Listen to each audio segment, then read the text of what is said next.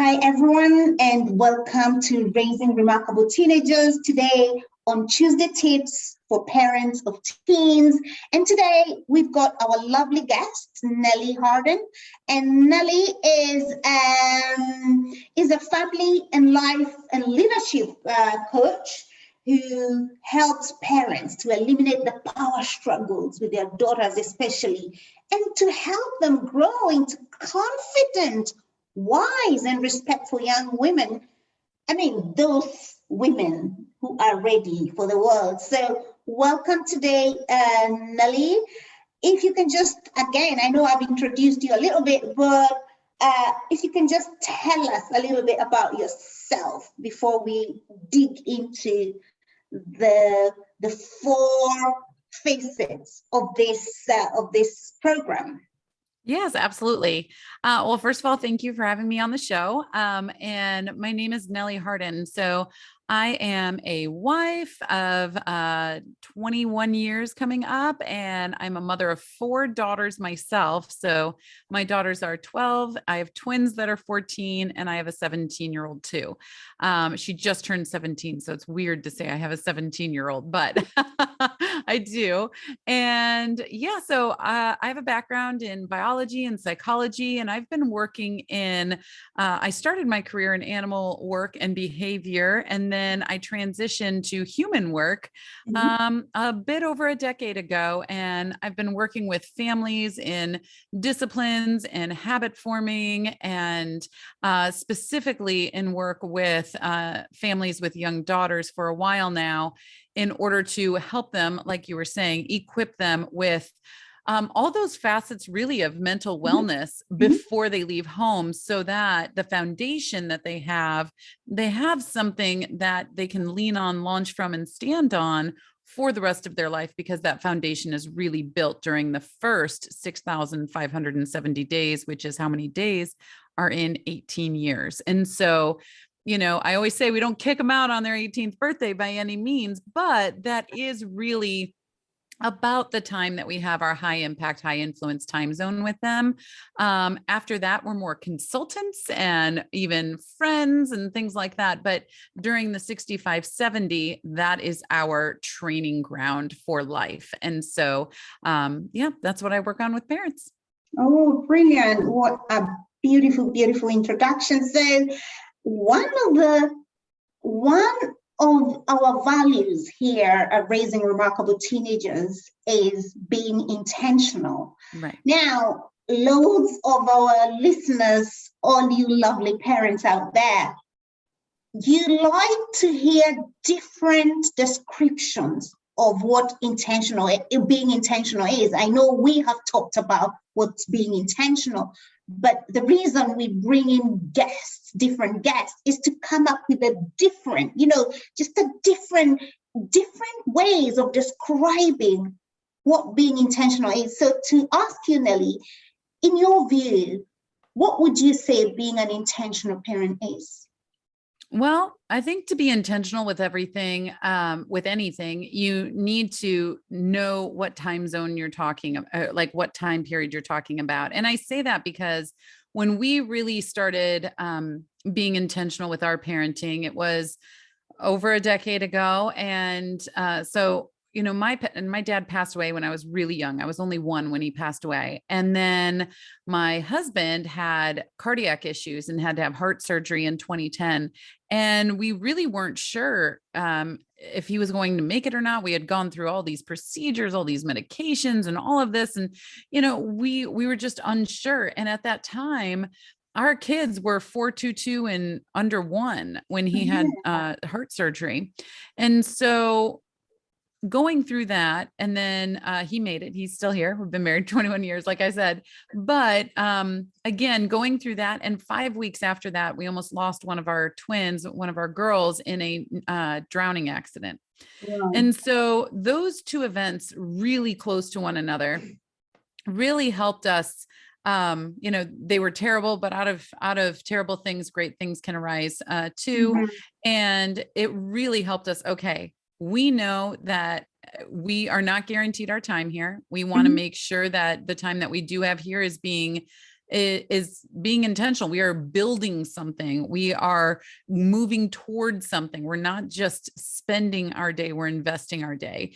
And we knew also that this time that we have in our child's lives is in this role that we have, this parenthood childhood dynamic, is fleeting, and then they will be adults, and what are they going to have that they can hold on to for the rest of their lives and use in hard times, use in good times, right? Are we going to teach them how to laugh and find the joy in the crevices and be able to have courage going into hard situations and problem solve and all these things? And so we really started living very intentionally for our own family, and then that prospered into helping other families do the same. But yeah, so intention for us was really, okay, we know we're not guaranteed this time. These are the things that we want to accomplish with them and for them before they leave home. Let's start today, right? In order for that to happen in 4,000 days from now, this is where we're going to start today with that. And it wasn't huge. It wasn't big that we did every single day. It was just another step forward and another step forward. Wow. Oh, wow. What, I heard a lot of tragedy there, but out of it looks like it refocused you. It gave you perspective. And I would say it jumped you into, oopsie, we cannot just parent by default. Right. We've got to design this. And that's one of the things I like it here, because loads of parents, and if you're listening for the first time, we like to say that on here, we are intentional parents who want to raise our young people by design, not by default. So I like the way you said and the stories that you've given us, Nelly, there. So, and I'm excited to continue chatting with you, because not only have you got those personal experiences, but what I can also hear is you're working with parents as well, and also you've got some sort of some sort of qualification coming from animals and then into human beings, and that's behavior,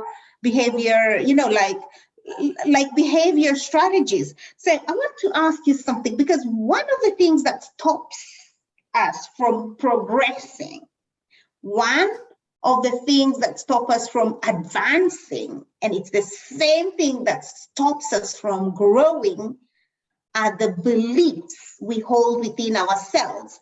And this, as I always say, this is not a shame or blame or guilt session.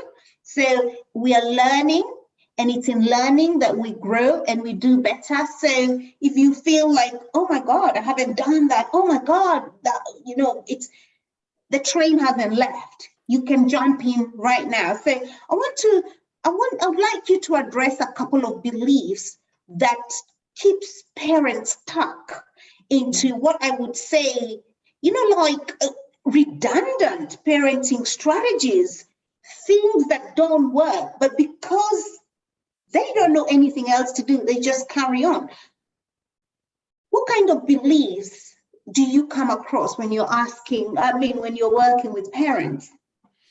Well, there's a number of them. I mean, down to core beliefs that they're bringing in from childhood, beliefs that they have about themselves. But there's really three that I kind of wanted to address here. And one of them I run across a lot, and it's of no fault to anybody. It's just that we don't know better at the beginning, right? And so that is, as long as they are doing well in school, they are good. Right? So many parents think as long as they're doing well in school, then they are good. All the boxes are checked. And, that's because, if you think about it, we know something is good or not good by how it is measured.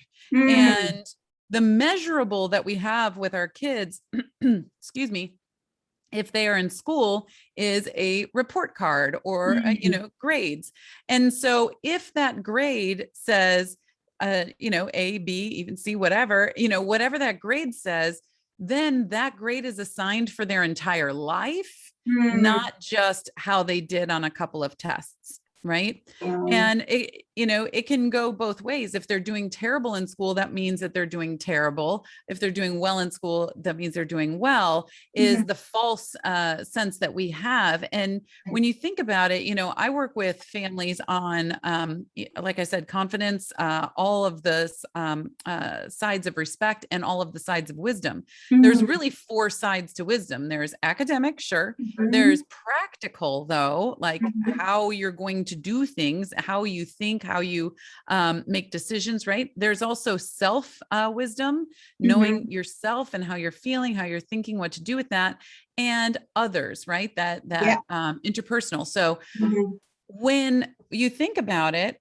if you are just assigning how they are doing because of a report card, because of this key indicator, if you will, then you are missing out on huge swaths of their life, because you're just saying, oh, if they're good, if they're good here, then they're good everywhere. And you're also might be missing out on an epidemic that's happening with our kids these days, which is perfectionism. So they might be doing really, really well in school, but that could be exactly what's wrong, right? That they're doing so well because they're pushing themselves with perfectionism, and it's first cousin of comparison. And that is a problem that's happening, and it's right below your eyes, but you're not seeing it because of that key indicator of a report card. So that's definitely one that I would say is a big belief bubble that needs to be burst with a lot of. I know that is, that is so amazing, because I meet so many parents, exactly what you've said, that if they're doing okay in school, then we're good. Yeah. And the truth is, most of the time, like what you said, there's perfectionism. But even worse, what I see is, that the ability to parrot, like you're just regurgitating what you have been told. You're regurgitating. So what does that say about your actual ability to be critically evaluative of the information, right? So, because a lot of academics, as we all know, it's you are told this, as long as you can repeat it in an exam, then you're correct. But that is no indicator of any sort of emotional intelligence. But I want you to move on to the other two, because I think our listeners really want to hear this, right? Yeah. And you're very right there. I've, dealt with some people that have the photographic memory, and how they actually are thinking. That critical thinking is missing there. So the second one I wanted to touch on is, as long as they graduate high school, then they are ready for life. As long as they graduate high school, then they are ready for life, whether that means college, whether that means, college, university, work, or whatever that means for them. As long as, they hit this age marker, it means therefore they are ready. But when you think about it, think about driving. I think that's such a great parallel here.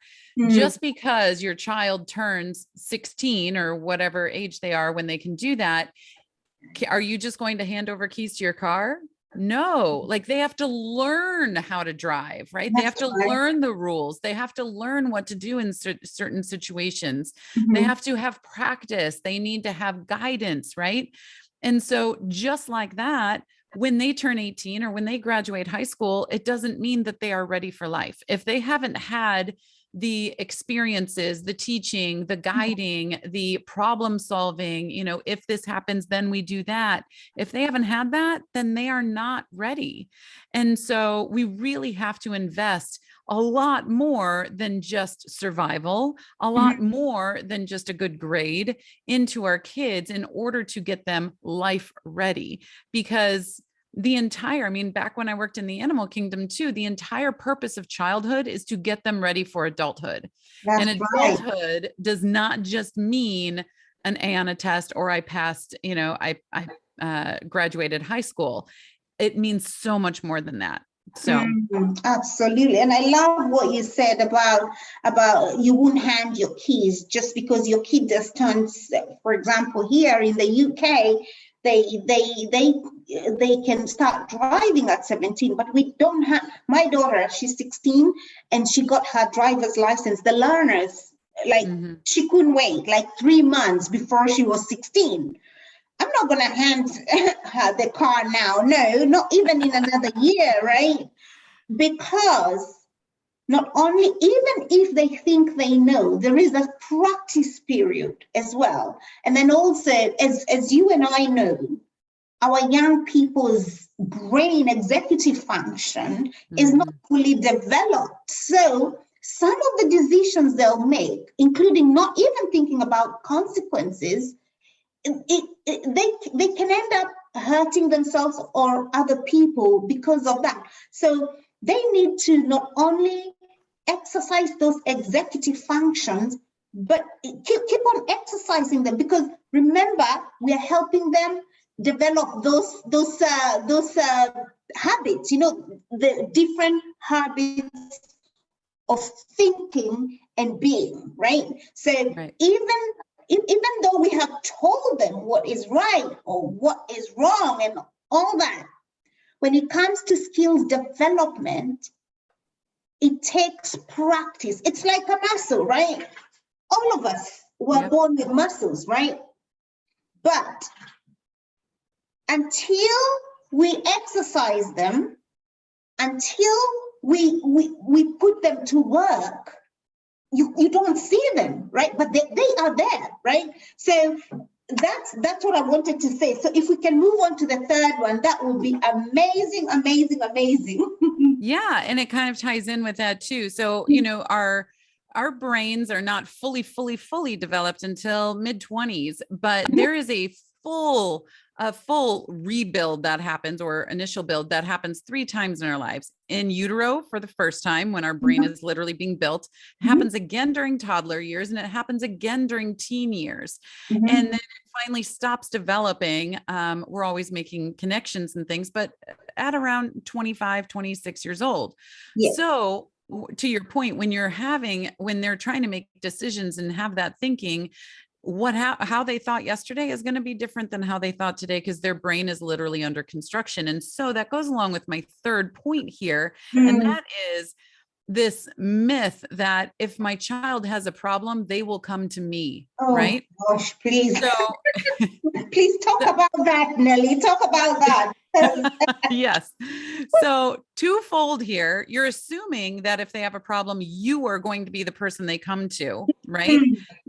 But you're also assuming that if they have a problem, they're going to go to someone, right? Or even they'll know. Right. That's my point. And so this is where you have to be a proactive parent here, and you have to get out there and be the one that is having the conversations, asking the questions, not the yes, no questions. You're not accepting fine as an answer, right? And you're actually diving deep. And if there's a problem with that, and if you have some walls that you're hitting with that, then, even using a simple tool like, tell me 2 things that happened at school today, right? Can you tell me 2 ways that you are feeling right now? Or can you tell me 2 things, right? 2 or 3, don't go above 3. Don't just do 1, right? 2 or 3. And so you can actually start these conversations. And the more conversations you have, the more trust will be built. And then the more connection will be built too, right?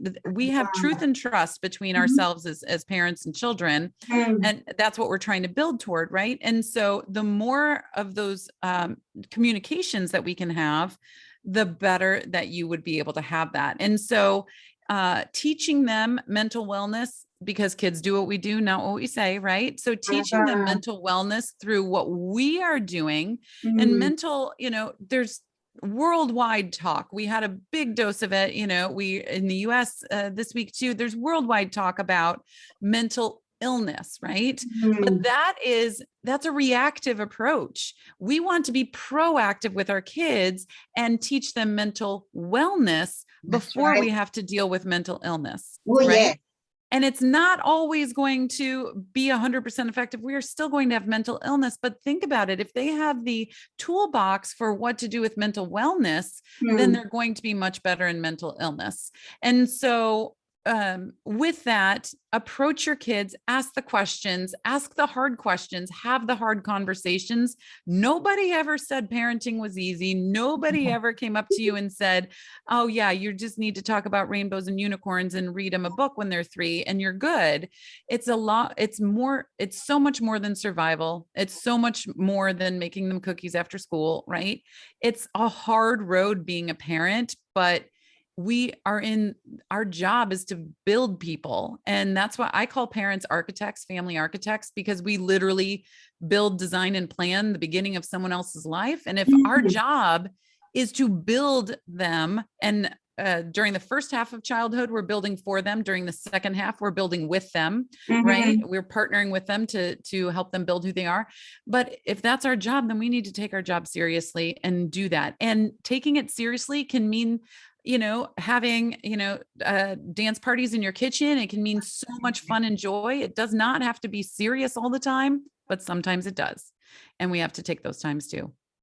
Wow. What, like that last belief, right? It's so big. It is so big. In fact, as an adolescent psychologist, one of the most pressing issue is mental health problems, right?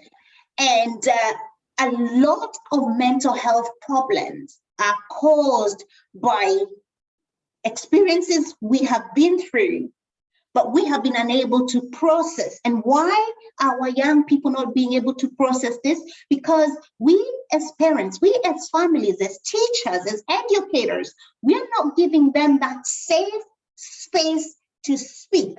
Like what you said, Nelly, they need to start having those conversations, but they need to trust us to be able to have those conversations. And what I usually say, and you said it so rightly, is our young people, I tell my community base, our teenagers are like pressure cookers, literally. If you put a kid in our imaging imaging devices, you see what's happening in their brain and their body. They are simmering and boiling. There's so much brain activity, like you said. At this age, there's so much brain activity, right? And what happens is, I and most of you have heard this. Me give this analogy. Imagine a pressure cooker, right? So it's got everything simmering, boiling. A lot is happening inside it.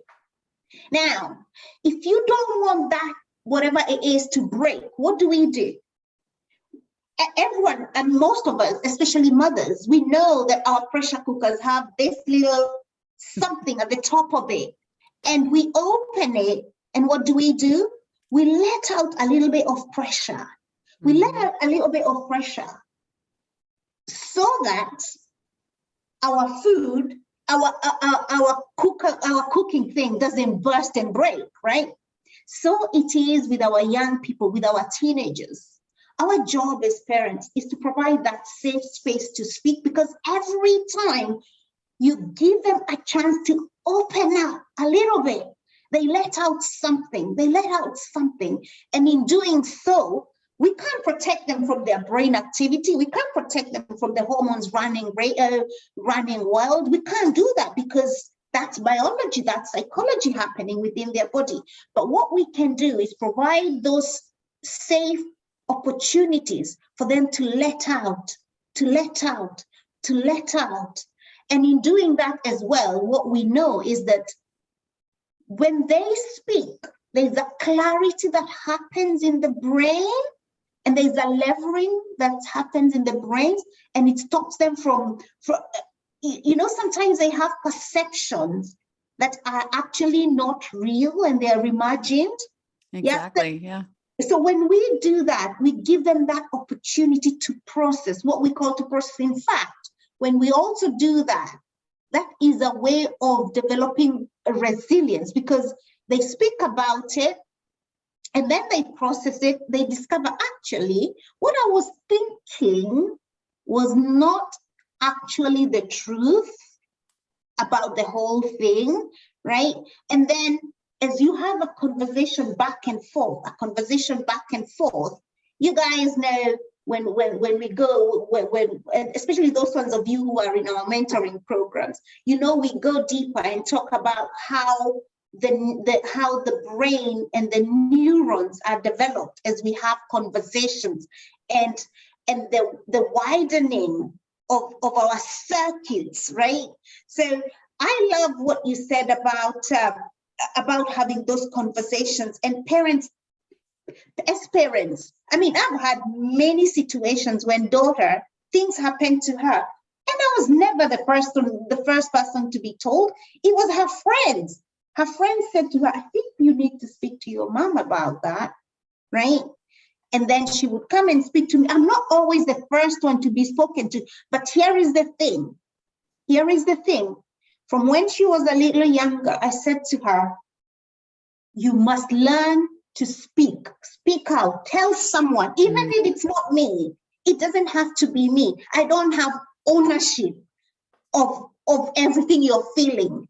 Because when we do that, we give them permission to share with other people who they feel safe, right?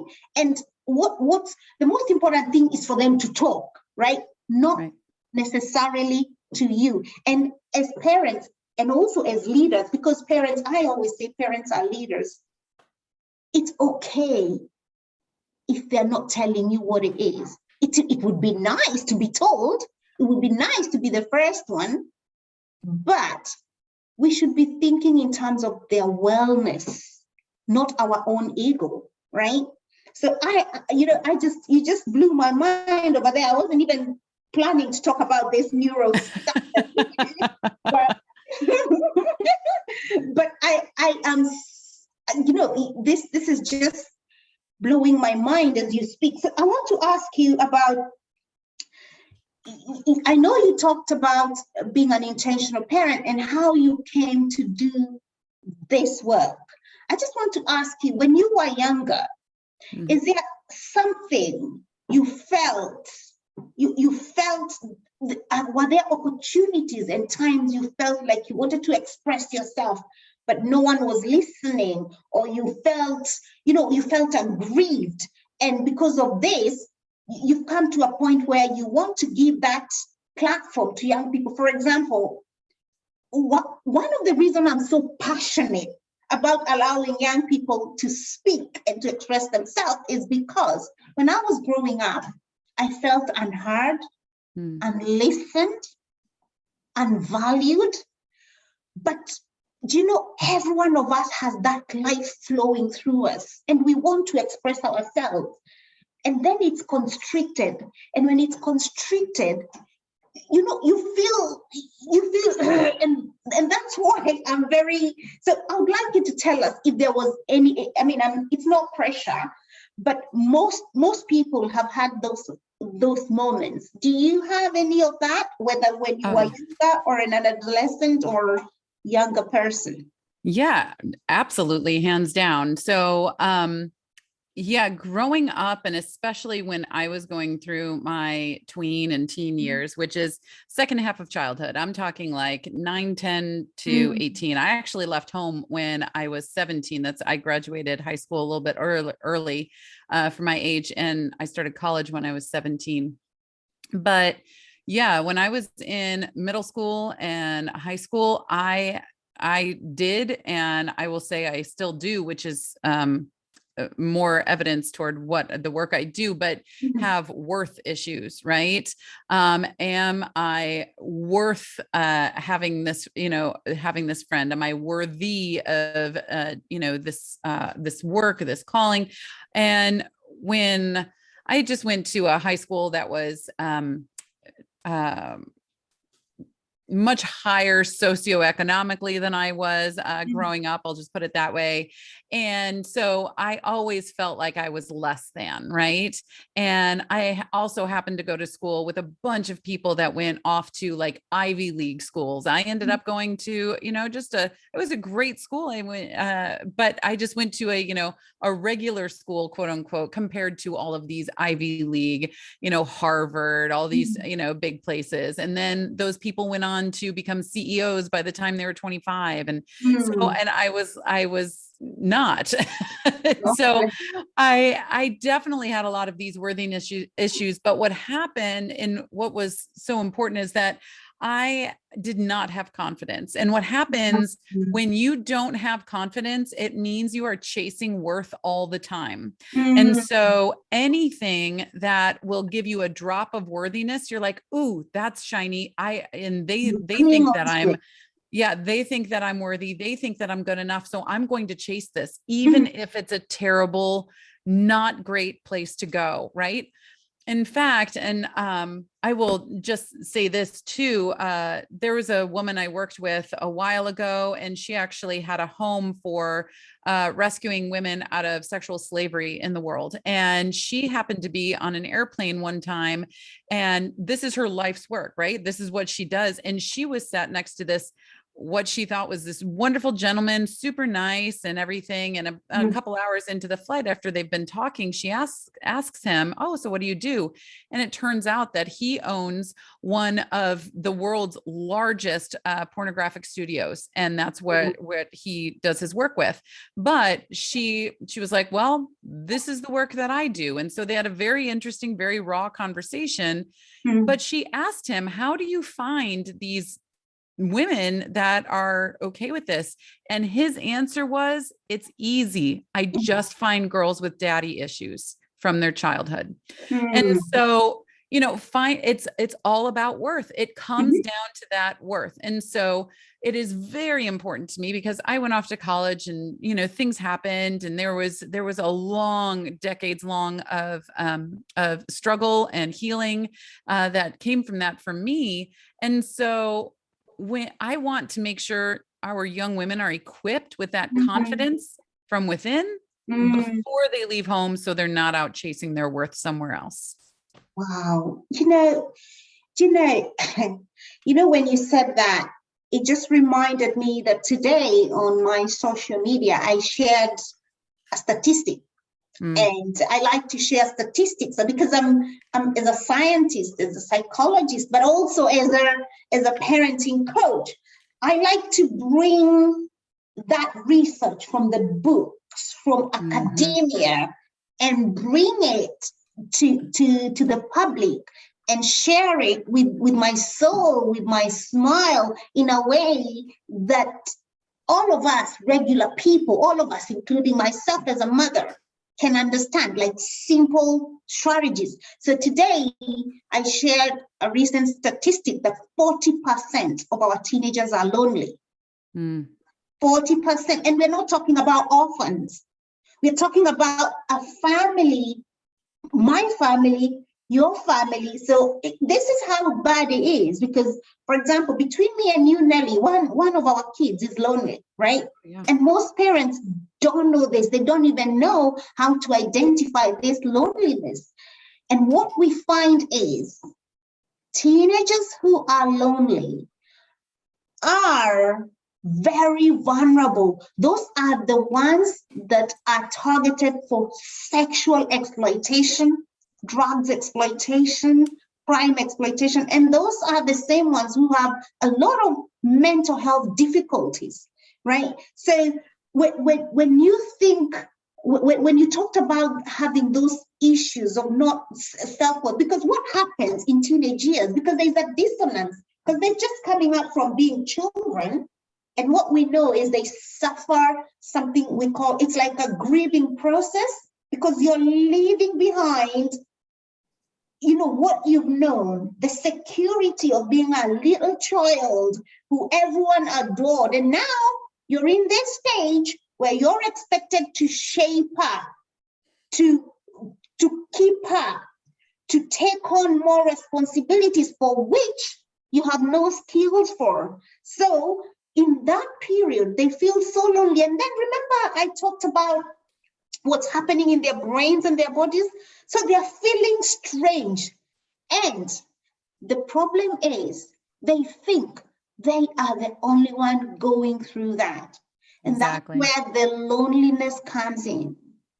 And that's why, again, it's so important, so important that we connect with our young people so that we know, we get into their world, we get to know what's happening, we get to feel them, we get to feel their heart, we get to affirm them as worthy human beings. And again, to come back to what you said, Nelly, about us not just focusing on what they're doing, their academic, we're thinking in terms of you as a person. You are worthy, even without that grade card. You are worthy, even when your room looks like trash. You are worthy, even when you've just had breakfast and you stood up and left your, and I'm looking at you and thinking, surely you just finished breakfast. You should know that you put that cup and that bowl in the dishwasher, right? So it's up to us to remind them they are worthy as human beings, because we are human beings and not human doings. And the big mistake that as parents sometimes we make is that we don't remind or affirm our young people as worthy human beings unless they have done something. Right. Right. And oh my God, I want you to repeat what that gentleman said from his own mouth, because what I usually say to people, this for us is research, right? This is the person that does that work. They are telling you this is what we look for. This is how we pray on your kids. Yep. So yep. Please, can you just repeat what the person said? Because I want you to hear this. And right there, he said, it's really easy to find. I mean, he was just like, it's so easy to find them. We just find girls with daddy issues from their childhood. And that's it. And, you know, I don't think it's just daddy issues, it's moms too, but it comes down to worth. It comes down to a girl that doesn't have self-worth. We're going to dangle a carrot in front of her and say, hey, you're really pretty. I think that you're worthy over here. And she's going to chase it, because if you don't have confidence, you chase your worth. And it's sad. It's very sad. And I never want young women leaving home without that as part of their foundation. And you know, and I want to remind all of us here, as obviously most of you guys listening, you know, I've worked with young people from all sorts of classes of people, and I can tell you, none of us, no family is invincible. None of us is invincible. Of course, for confidentiality reasons, there's so much I cannot share, but I can tell you, I have seen some high power people's kids in prison. I have seen them suffering detrimental mental health problems. I have seen them peddling drugs in crime. So don't sit there and think, oh, that happens to those, you know, to those bad families or those poor families. No.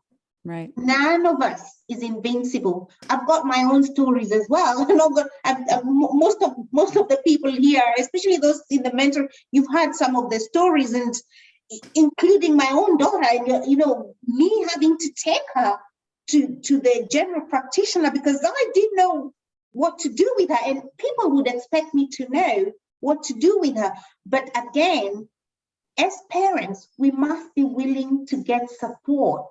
Right. And not think that I know all the answers. You would expect me to have known all the answers for my daughter. And to be honest, I knew what to do, but I wasn't the right person for her.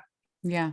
So we have to be willing to seek support. If you have to go to Nelly, don't just suffer in silence. Look for a coach, look for a mentor, look for a mental health practitioner. There is no shame in seeking support. In fact, the greatest leaders the greatest leaders have a group, they have a cluster of supporters around them. So, and you as a leader, as a parent, right? Think about some of the greatest athletes. They've got coaches, right? They would say, oh, I don't need, I'm good, I've got talent, I've got everything, I don't need a coach. But then you don't improve, right? So, wow, this conversation is making me feel hot, Nelly, and I'm excited. Yeah. So, well, I think I just want to say here too, and it goes along with that, because, you know, you've heard before, if you have to go see a psychiatrist or a psychologist and things like that, you know, if you have a broken bone, you go and get it fixed. And if you know, have something broken, you go and get it fixed. But I would even say, you know, to your point with coaches and mentors, I equate that with physical therapy, right? If you have some ongoing issue or you want to prevent an ongoing issue, right? You go to the chiropractor, you go to the physical therapist, you go and you have that ongoing support around you. And if you want to take physical wellness seriously, physical wellness is so easy to see and check the box or yes or no. Mental wellness, you have to do the same thing. You have to do the same thing. And I like what you said earlier about being proactive. Yes. The problem we have when we are reactive, especially when it comes to mental wellness, sometimes it's too late. Right. And none of us got our children so that we can watch them suffer, so we can watch ourselves feeling helpless. No, we don't want to feel helpless. We don't want to feel hopeless.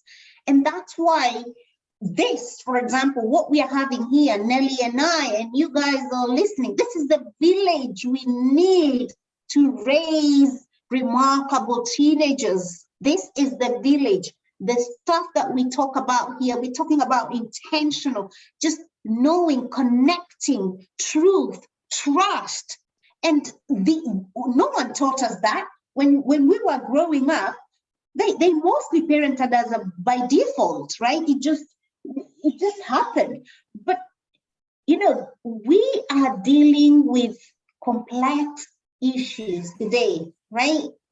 A lot of complex issues, of course, including technology and, you know, and so much competition, so much comparing, right?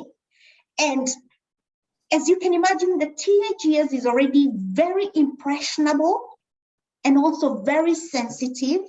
So if we don't do what Nelly is saying about reminding your kid that they are valued, they belong, they are worthy, and not because they've done something, but because they are who they are, because they are life. Right, there's a poem, I don't know, Nelly, I don't know if you know this poem by Khalil Gibran. I like it. It says, our children are not our children. They are the product of life wanting to express itself. I love that. Yeah, they came through us, but they don't belong to us, right? We can drop that poem down here. It's just, if you read through it and understand, you know, you will fall in love with your kid, like literally, because you want to support them to express themselves just as life intended for them to be. So, Nelly, as we come to almost the end of our session today, I want to ask you, because over here, we've talked, you know, very profound information, very, you know, inspiring stuff, very empowering information. I want to talk about self-care for parents, right? And what I would like is to hear some practical tips as self-care for ourselves, because as you and I know, it's impossible to fill someone else's cup when yours is empty, right? Right. So, right. What suggestions, what tips, what strategies, what great information have you got to share with us? Well, a couple of things here. So I think for self-care, like for me, especially a morning routine, having a morning routine where you can wake up and you can prepare for the day ahead, Mm. and then you are taking on the day isn't taking on you, right? And Whoa, we, what did you say? That was good, guys. I said, I you, this guys, we need to write this down because I am writing it and I didn't quite catch it. I said, you are taking on the day Mhm. isn't taking on you, Oh, we right? love that. But, and that goes with, we, in the teachings that I do and the work that I do, we really help families all together live from the inside out, right? Mhm. So that means you are waking up in the morning and saying, oh, how can I affect the world today? Not waking up in the morning and being all nervous and having anxiety going, how is the world going to affect me today? Right. Mhm. And so, if you have that morning routine and have it be something that is habitual, and it can be 15 minutes. I'm going to be honest, my morning routine is 3 hours. Every Whoa. morning, it is 3 hours. Yes.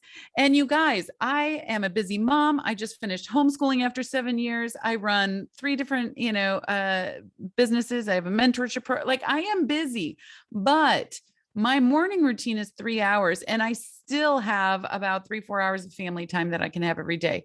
Time management, that's a whole other, topic that we can talk about, but some other time. But I mean, when you can own your time and use your time wisely, I am more busy now than I have been in my entire life. And yet I have more free time now, focused, intentional free time now than I ever had before.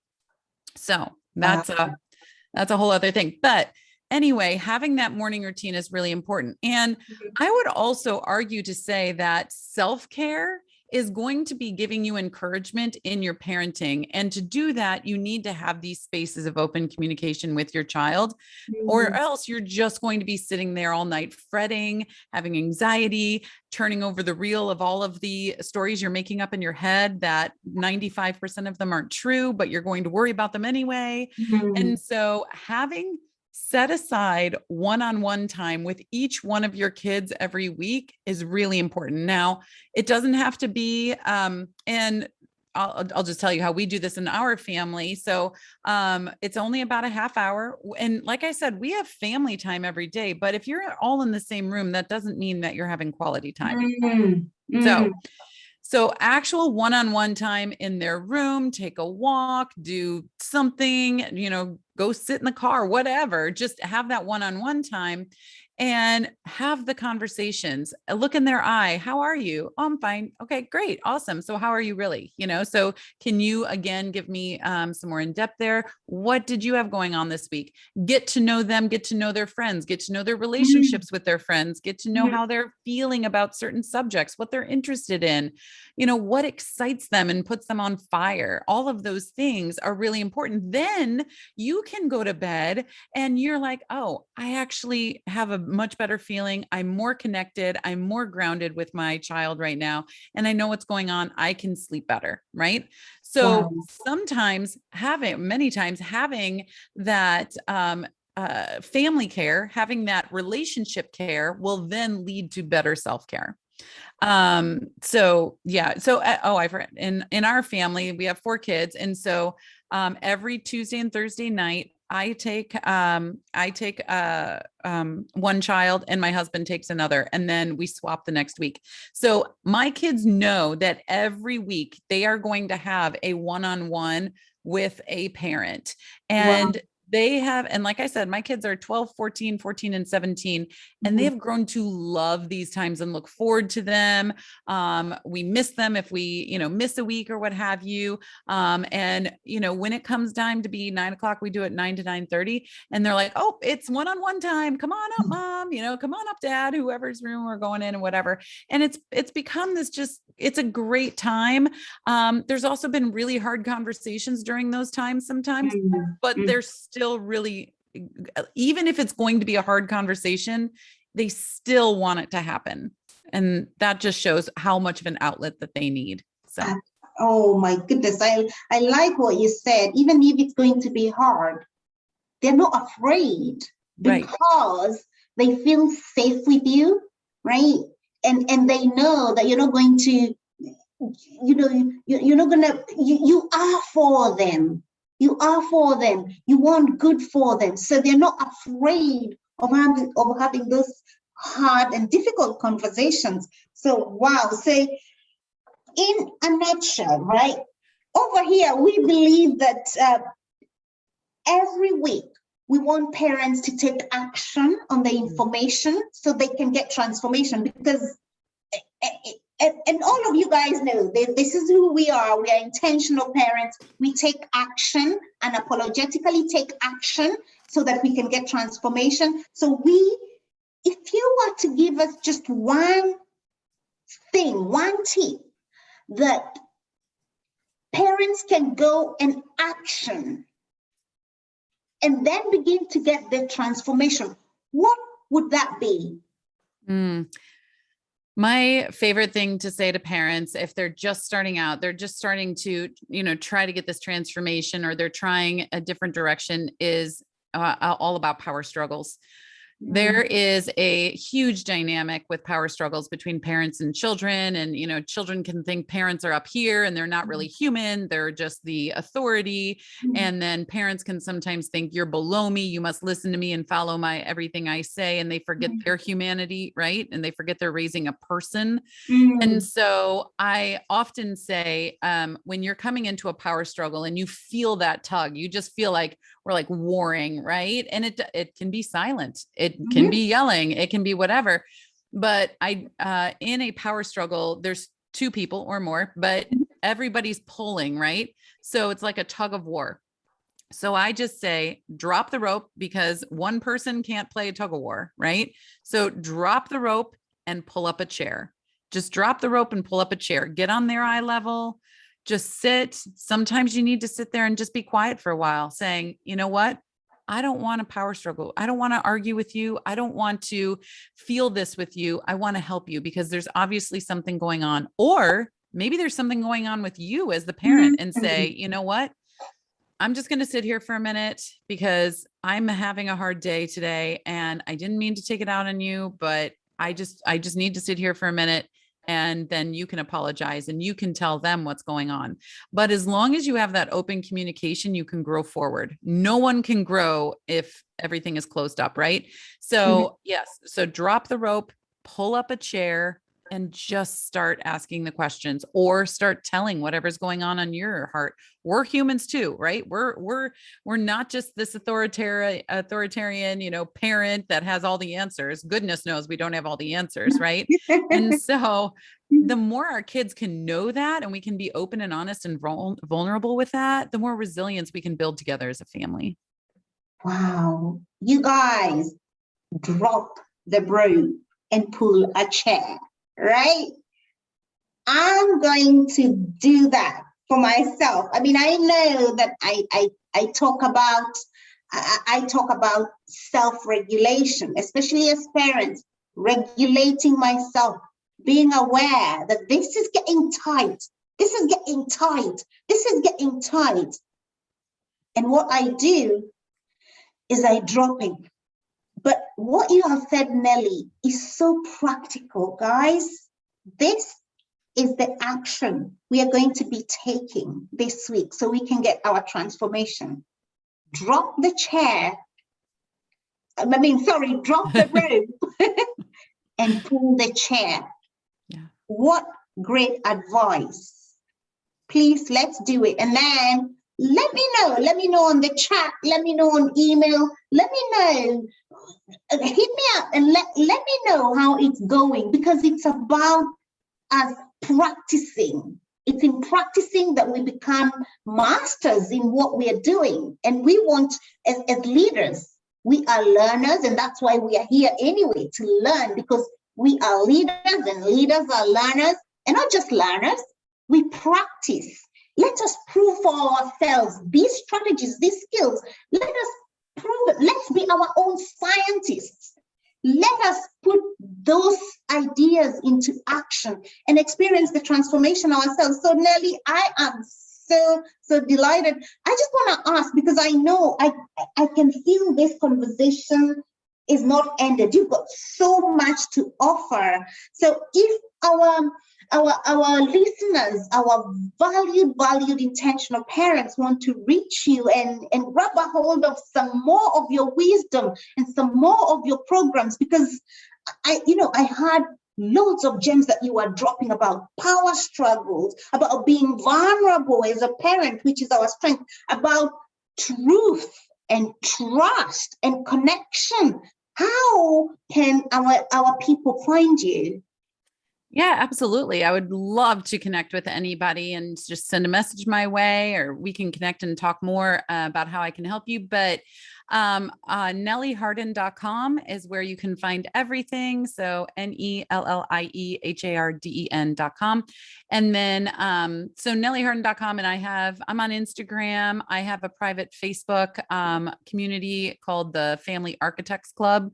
And that is for parents who are intentionally building, especially with their daughters during the second half of childhood, in order to equip them with that mental wellness before they leave home, and really strategic, practical ways. And then our mentorship program is called Map to Maturity.